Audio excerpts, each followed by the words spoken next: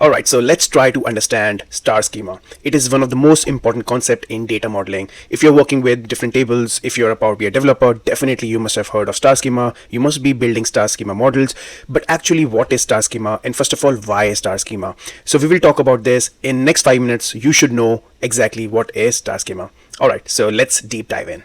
Alright, so first of all, let me explain you why star schema using one of the example. So if you see over here, so this is your data table. So if you see this is order table, you will have order IDs, customer name, customer address, and what is the amount, right? So for example, for this particular customer name, John Smith, the address is 123 Main Street. Right now, what happens? John Smith moves to another address, 456 Oaks Avenue. Right. So now we need to update this address in the database. So how can we do that? We can do that using SQL. So you will say update query. So update the table name, set the column name address equal to the new value where the customer name is John Smith. Right. So what happens with this? So first of all, it will update 245 rows. So how many rows we have for John Smith, right? What if update fails at row 200? So you are updating. So there are hundreds, thousands, or even millions of orders, and you're updating that. And what if it fails in between? So some of the records will have the older address, and some of them will have the new address. So there will be inconsistent data, right? So this is what we expect if we are doing the analysis on one table itself, which is 1 million records or maybe more, right? So what the question comes in, which address is correct? I mean, the older one or new one? Did I update all orders? So I have to check, I have to validate that. So this is not right, right? So for that, we will do this. So this is star schema. So what happens? So what we are doing, if you see, this is my older table, this is fact order table. So now you have order ID. Now you have customer key. Instead of having multiple columns which customer have, for example, customer key will have address, his name, then his extra attributes, right? So what we are doing is we are creating a separate table for customers, right? And we are just applying that particular column customer key into the fact table. So I'll explain you what is fact table, what is dimension table. That is the most, or I can say the key element of star schema, right? So from this, what happens? So now when you update, so you will just say update the dimension customer. So you will update this table and say set address equal to this, where customer key is equal to this. Simple. So it will update, and you can have the timestamp, so you can go for slowly changing dimensions, and you can have both the addresses depending on how you want to do. So this is how you can utilize star schema for your advantage. Alright, so what is the definition of star schema? Star schema organizes data into central fact table linked to various dimension tables. So if you see, first of all, this is your central fact table, and we have multiple dimension tables surrounded with the fact tables. So it will be one to many. So you will have the unique key in dimension. So for example, in sales territory, for example, there will be territory 01, territory 02, all the unique codes, and those unique codes will be one to many. So it will be one over here, and many is defined by asterisk. So you will have one to many relationship. So you can use all these dimensions as your filters as well. So if you apply filter over here, let's say employee is equal to ABC. So once you apply employee is equal to ABC, all the data in your fact table should be filtered for employee ABC. So you won't be able to see anything else apart from employee ABC in your fact table.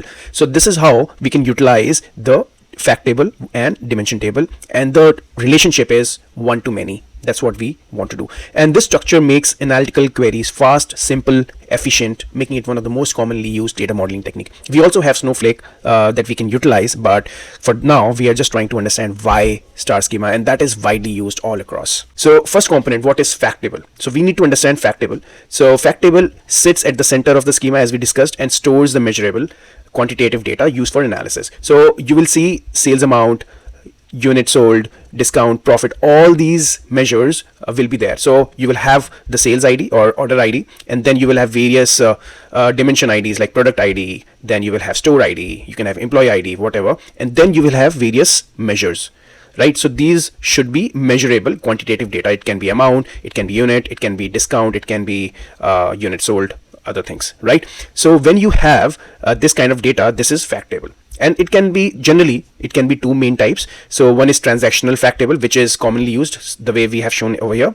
Another one is periodic snapshot. So it's like capturing data at regular intervals. You can capture on daily basis, monthly or weekly. So for example, you are in, let's say, e-commerce, and you don't want to capture it every day. let's say you don't want to capture it every day and want to capture monthly or weekly, so you can go for daily inventory levels or weekly inventory levels in that case, depending on how you want to go ahead. So it's more like a snapshot. It's not like the snapshot, it's not like a transactional the way ideally we work on, right? So these are two separate ways, but generally we work on transactional fact tables. All right, so second key element is dimension tables. So dimension table is again very important. It contains descriptive attributes that provides context to the facts. So it's like when we have the key in the fact table, let's say product key, and this will connect with the dimension product table, and that key will have further attributes such as product category, product price, product cost, and so many other attributes, right? So instead of having all those attributes in the fact table again and again for multiple transactions, we are creating a separate dimension. So definitely whenever you talk about Star Schema, we are always working on dimension and fact tables, right? So these are common dimensions. Whenever you're working on time intelligence, definitely you will have a dimension period. You will have dimension customer if you're working with the customer data, dimension product for all the product based companies, stores when you have physical stores or even the virtual stores, then we can have all these kind of dimensions. So it is very straightforward. All we need to do is practice and understand how it works. So let's go ahead. Next, very important concept, normalization versus denormalization. So if you are working on Star Schema, it is normalized. So if you see this one, generally we are working on normalized data when we are talking about Star Schema, because if you see over here, so this is order number, we have order date, then we have product key and reseller key, then we have sales amount. So these two columns are separate dimensions, right? So product key will connect to dimension product, and it will connect to one to many, and is this dimension product will have multiple records with multiple attributes for this particular value. Same with reseller key, and this is your quantitative column.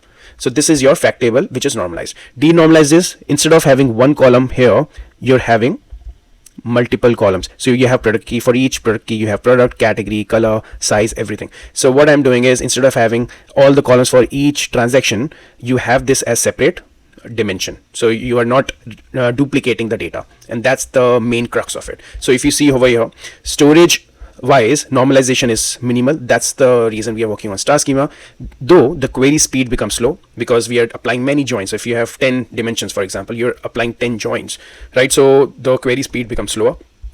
Insert speed is fast, update is fast, data redundancy is none. So this is good, right? Consistency risk is low. This is very good. Complexity is high initially, but then it's great. But if you're working on transactional, then it is best. So this is always working on transactional data. But if you're working on analytical capabilities, then it is better to create views once you have created these things, and then one view will have a denormalized table, and then you can do all the queries on that particular view. That is denormalized, and that's what we call analytical capabilities. So when we are talking about Star Schema, we should know what is Snowflake as well. The only difference is in Snowflake you have so this was your Star Schema, right? In Snowflake, for each, not each, for any of the dimension, you can have sub dimensions going ahead, right? So for example, if you're working on Star Schema, you will talk like this. In Star Schema, select the columns and then quantitative from the column table name, joining on various dimensions and group by, and there is just one join, right? But in Snowflake, as we are having multiple layers, in one dimension you have multiple dimensions going forward, so you will have multiple joins. So you're joining on dim product, you're joining on dim category, you're joining on dim brand, everything, and there are 3 joins or maybe more. So this is predominantly slower because you are whenever you're joining tables, it will slower your performance. So that's one of the drawback of Snowflake. Ideally we are always looking for Star Schema, but there are a few exceptional cases, edge cases, when we can't work on Star Schemas, then we have to move to this path, and that is fine. I mean, in ideal world, there are various use cases that where we are using Snowflake. All right guys, thanks a lot for watching thus far. If you are interested to learn in depth, so I have a Substack newsletter, so you can go to https://analyticalguy.substack.com. If you go there, you will see so many posts. Every week I post regarding data modeling or Power BI or AI related to data professional field. So if you want to keep up with the latest trends and understanding the concepts which will not diminish with AI, so you can watch, it's free of cost, and just go there and subscribe and have those posts on your email every week.